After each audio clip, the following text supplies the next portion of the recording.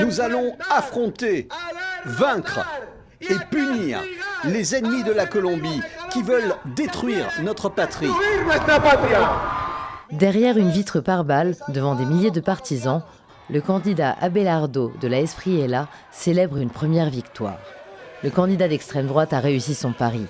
Dans un pays confronté à une recrudescence des violences, son discours de fermeté a trouvé un large écho et le propulse au second tour de la présidentielle.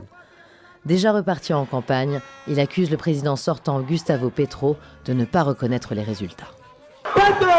Petro, tu es un criminel et tu viens de dire que tu ne reconnais pas les résultats qui ont été concluants.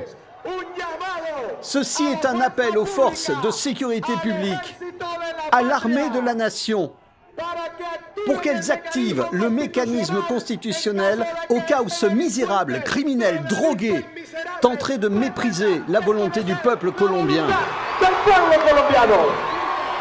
Les sondages donnaient pourtant l'héritier du président sortant favori de ce premier tour.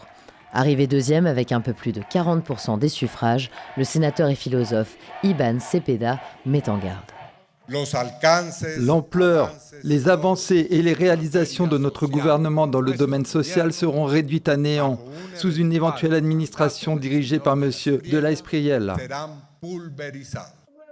Pour espérer l'emporter, le candidat de gauche devra désormais élargir sa base électorale et convaincre les électeurs du centre.